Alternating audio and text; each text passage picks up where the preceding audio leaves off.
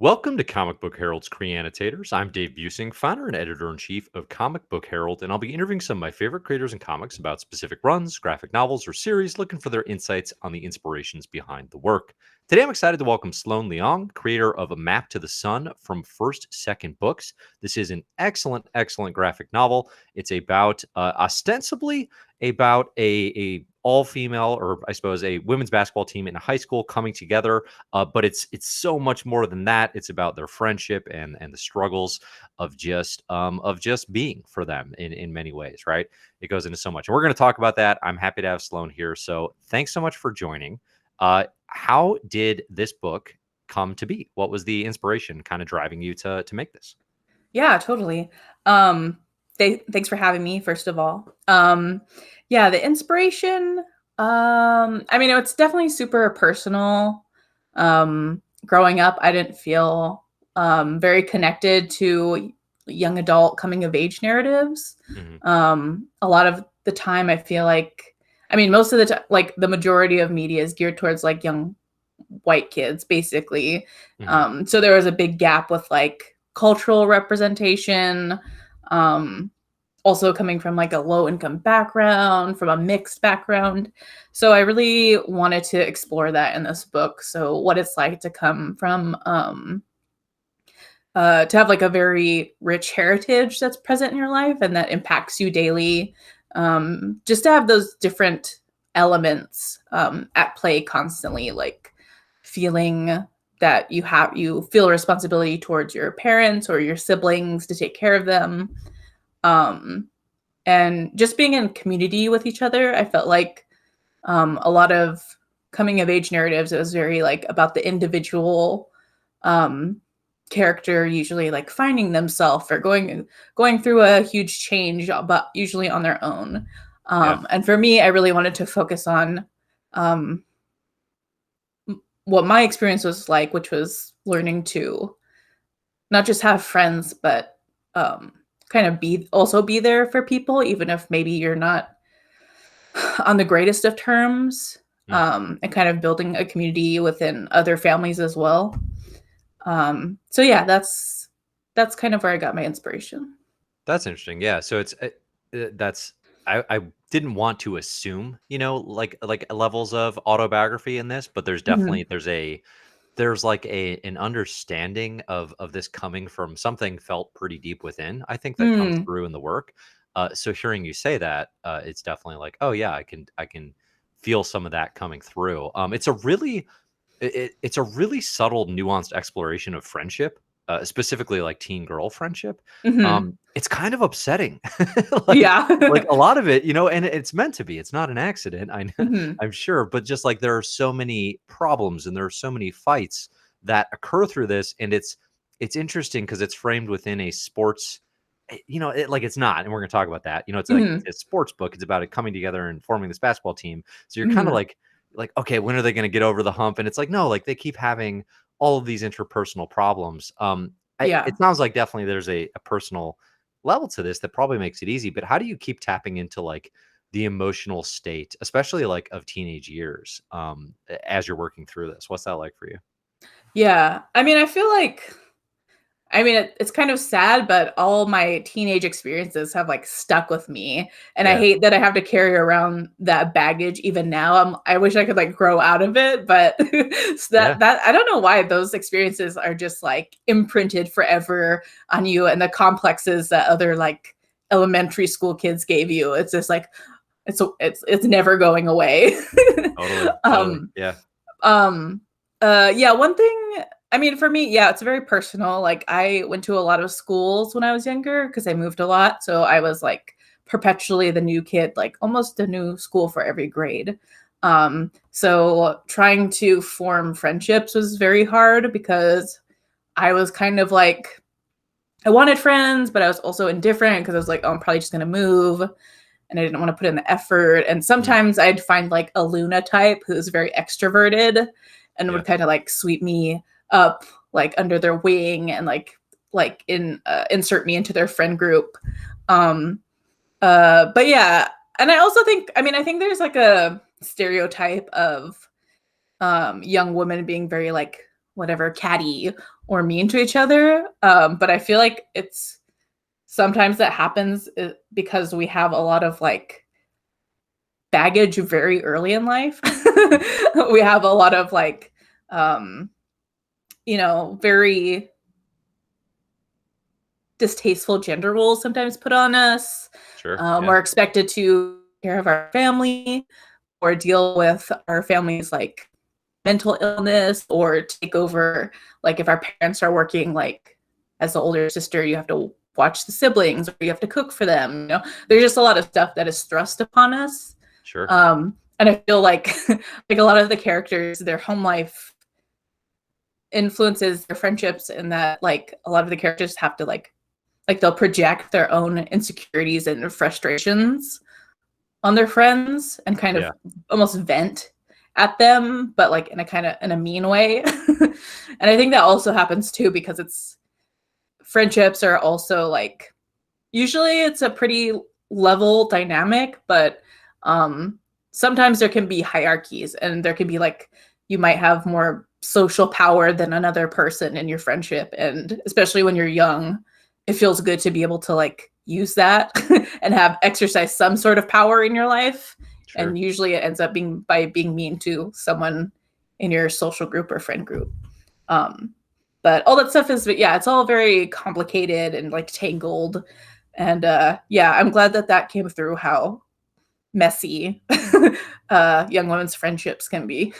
For sure. Yeah, no, it does. And I think one of the things that's very interesting is like, it's a pretty long book, it's 350 plus pages. Yeah. But one of the things that affords you is like, as readers, we get a really good sense of kind of all of the players' deal, like, so there are these 5 girls that are on the team, but we have a feel for their families, for their situations, what's causing the dynamics. Is that as you were working through this, I was trying to give everyone their time. Like, how did you make sure that you balanced that?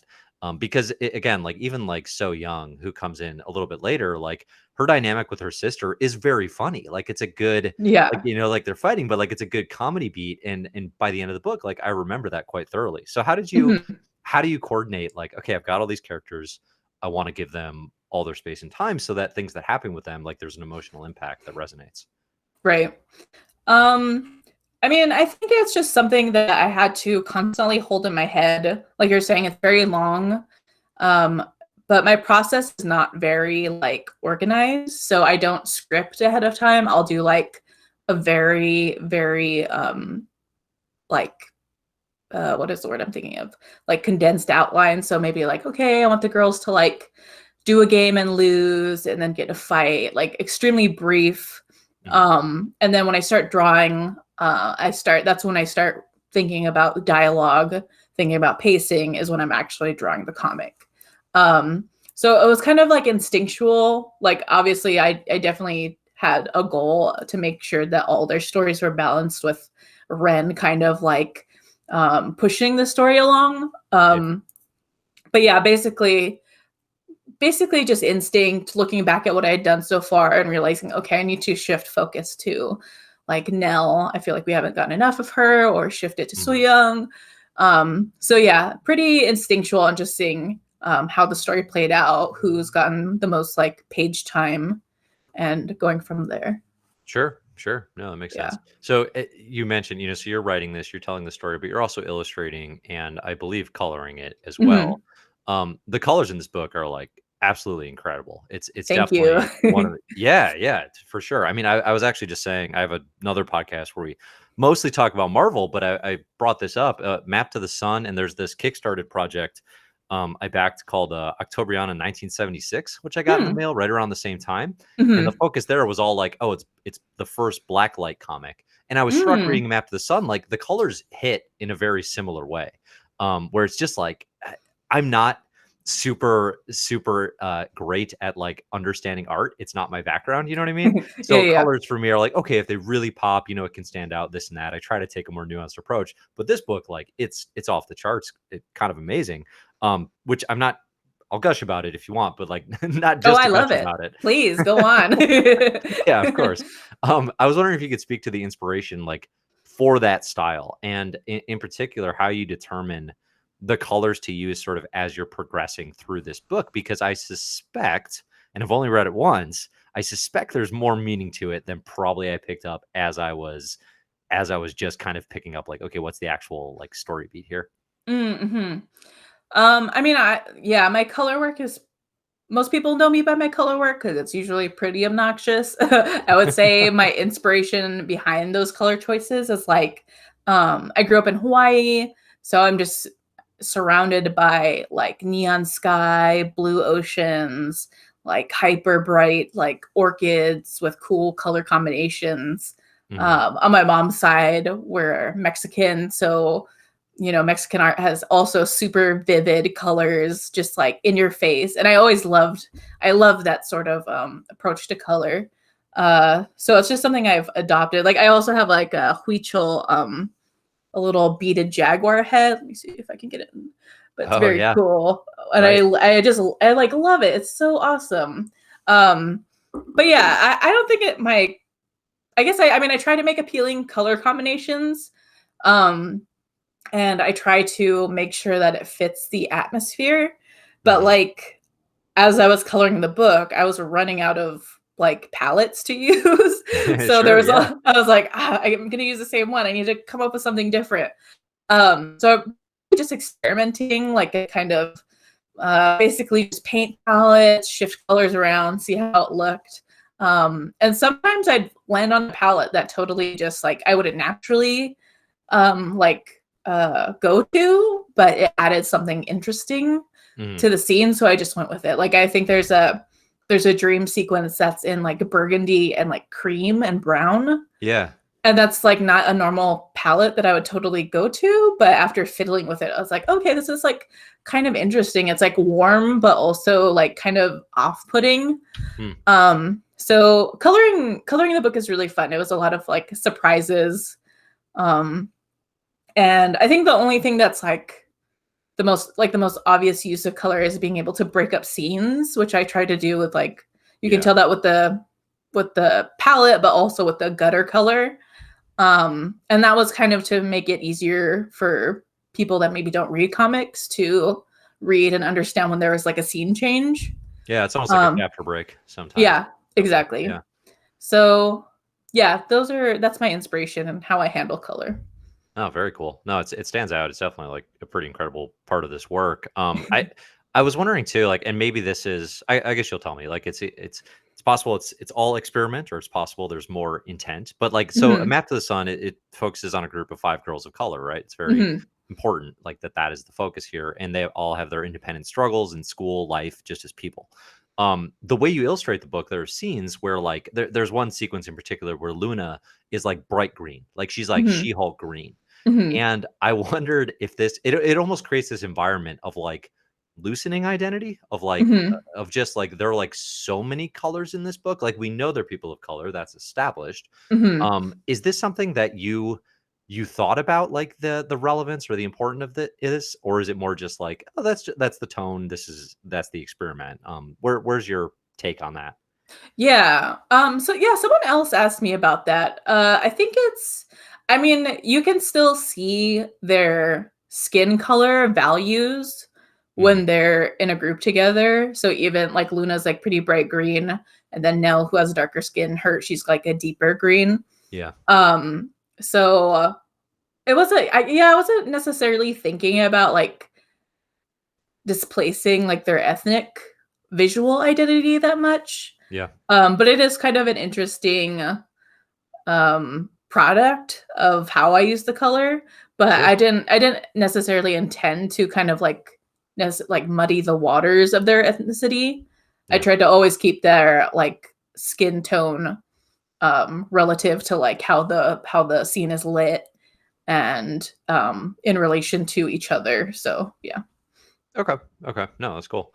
Yeah. This has been a surprisingly great year for basketball graphic novels. Mm. With like, so like Dragon Hoops by Jean Lun Yang is Yes. probably like one of my absolute favorites this year.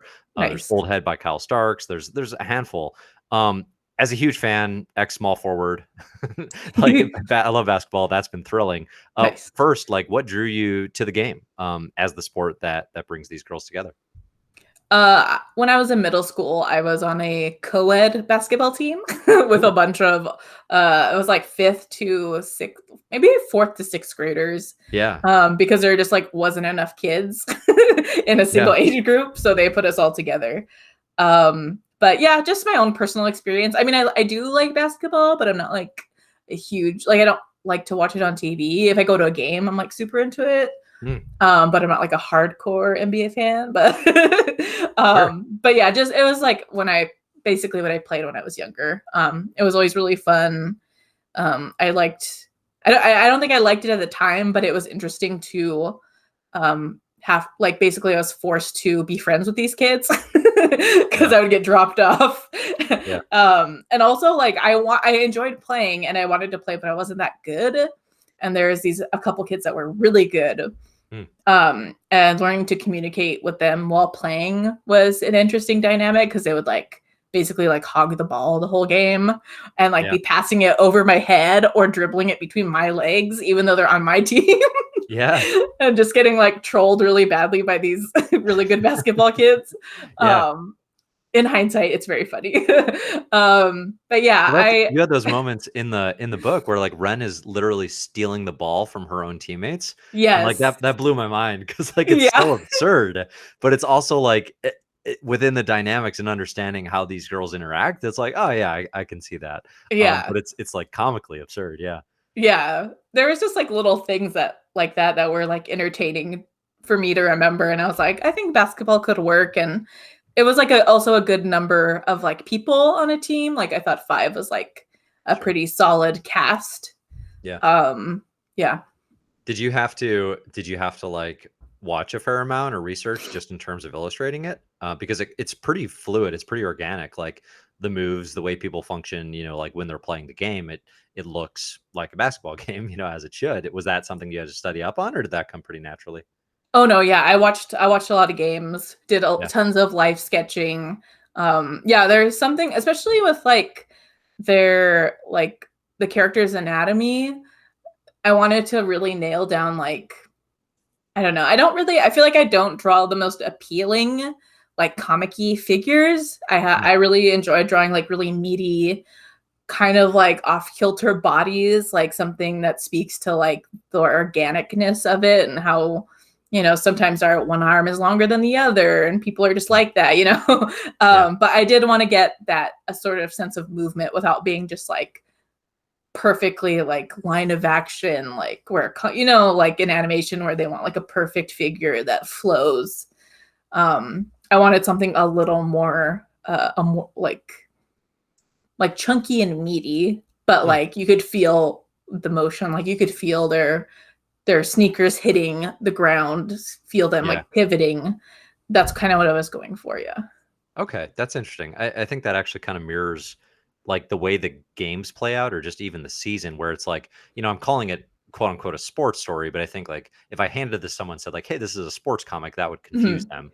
them. Like I'm very happy when the girls start winning some games, but it's not really not for the reason of the team or whatever, like Yeah. it's not a drama about, oh, they come together and they make state, or these sorts of Right. sports movie type things. Why did you want to approach the sports elements this particular way? Was it yeah, I guess I'll leave it there. Like, why did you want to keep it kind of it's a thing that happens and we give a lot of space to it because it's Mhm. it's where they all congregate. Right. But definitely there's not like that sort of sports movie through line. Was Right. that a temptation you had at any point to kind of throw that in there? Yeah, I mean, one of the big like comic inspirations for this was Takahiko Inoue's Slam Dunk and Mm, Reel, which are just like 20 volumes long real basketball sports comics, yeah. where like one basketball game will take up like 500 pages, Yeah. Yeah. and there'll be like 20 pages of one character thinking about like how he's gonna pass the ball, and like I love that stuff so much. Yeah. But unfortunately, I was limited to 350-ish pages. Hmm. And I even went over my contracted word count. Oh I yeah. was supposed to be shorter than that. But I was like, I just need a smidgen more, like 100 more pages or something. But I definitely did want to expand more on that. But when I realized like I was either going to have to sacrifice like the sports part or their like their inner life, their relationship dynamics, I had to choose. Yeah. So I had to kind of like, you know, kind of squish down a lot of the games into montages with like highlights of certain moves that were Sure. like, and most of the highlighted parts of the games are either where they're like figuring out something between the players, like they're realizing like why are they acting like this, or they make a move that is going to be like a point of conflict later.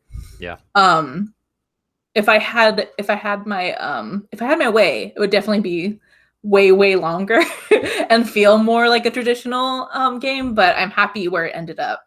I think it's like kind of a unique balance of sports and like interpersonal drama, Yeah. but yeah. So do you feel like you had a lot that you kind of left on the cutting room floor, or was it you just sort of made those edits as you were going, knowing like, okay, I maybe would do that, but I know I need to get to an endpoint here at some point. Yeah, I basically, yeah, I had to edit as I went. Like I got 100 pages in and I was like, oh no, like I'm still drawing this basketball game. I need to stop. Like yeah, I like, and some people are asking for a sequel and I was like, actually that would be cool. I'm like, tweet at my publisher so I can draw more basketball. Yeah. So you're into that idea, like there's that you want to come back to this world and do that again, maybe. I mean, I didn't think about it until people started asking, and I was like, yeah, totally. I mean, Yeah. to me, when a character ages, like that basically makes them a whole new character to me. Hmm. So drawing, like going back to these characters in a couple years, like maybe when Rena's beginning to maybe go to college, like that would be so fun to explore. Right. Yeah. No, we do see. I think we see the scout come and express interest, but I Yeah, don't think yeah, there's any, official conclusion with that. yeah. Yeah, it's there's so many elements to the team coming together that I found really kind of eye opening. Like I think in particular the fact that so there's a teacher there who wants to start a women's basketball team. So like there's the Hmm. premise here is like the team they don't have women's sports, and it was so interesting and kind of eye opening to me, and like was a degree of privilege. It was like a thing I was unaware of, where it's like people like the students in this kind of underprivileged community like didn't even want to be on the team. Hmm. Like just the idea of like not only don't they have a team, but it's because of disinterest in the Yeah. students, even students who don't like basketball. That was Hmm. kind of a fascinating like way to communicate like, what is this school? What is the I don't know, like the attitudes and the perspectives of people there. And obviously like you have the male coach who's just the worst Yeah. person like possible, but just constantly being like, like we can't mess around with this women's team. It's just taking money from the boys, like all these then gender Yeah. dynamics that get thrown in as well. Was that stuff was that based on your own like kind of your own experiences going up, or is that something that you pulled from like, I don't know, just research, looking around, that sort of thing? No, definitely personal experience. Like Yeah. none of the schools I went to had any girls teams anything, and then Mm. there'd be like maybe one or two boys teams like basketball or baseball or soccer. Yeah. And even like that was like another thing that I found strange with like mainstream young adult narratives is like there's also a lot of like elective classes, like Mm. there's like home ec or like you can learn a language, and I was like, you guys got to do that? Like we did not Yeah. have elective classes. Like I Right. think one school I went to, they had one art class, but it was like I think it was like third grade.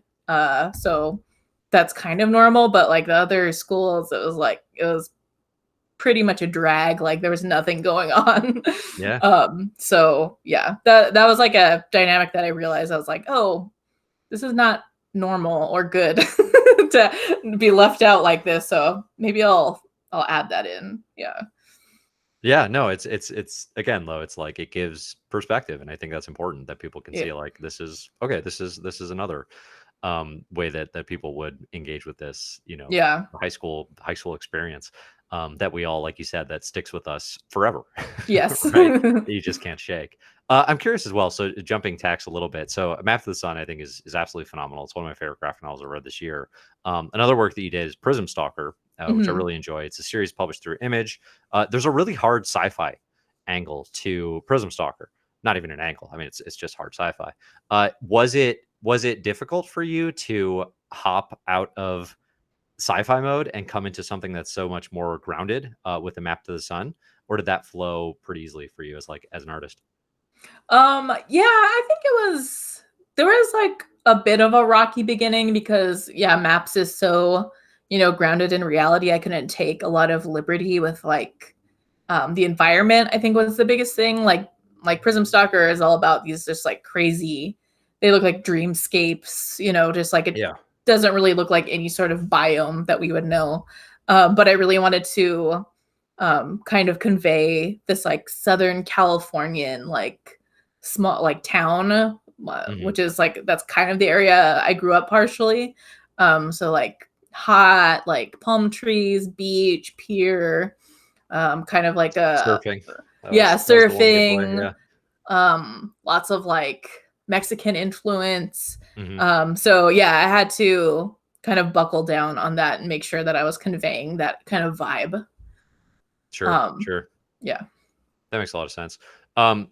What totally off the book for the moment. What is your favorite comic of all time, or a favorite, a current favorite? Oh, let's see. Um, Let me look at my comics behind me. Yeah. check the shelf. I know. I'm like, I mean, my favorite ever has got to be Battle Angel Alita. Okay. Yeah. That's one that I always return to, and it just is like rewarding on every reread to me. Hmm. Like, there's so much going on with like identity. What makes, does your identity include your body? Does it include like your memories? And if you lose your memories, then do you even have an identity anymore? Are you even a person? Like, those themes are so like just so rich to me. And then couch that in like space martial arts and Yeah. like, like cybernetic, like fighting tournaments, like that stuff is like the best to me. So yeah, I love Battle Angel.